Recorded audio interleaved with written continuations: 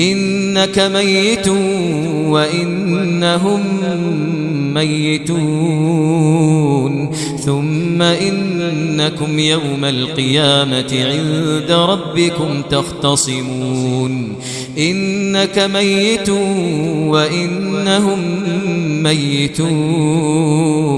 ثم إنكم يوم القيامة عند ربكم تختصمون فمن أظلم ممن كذب على الله وكذب بالصدق إذ جاءه أليس في جهنم مثوى للكافرين والذي جاء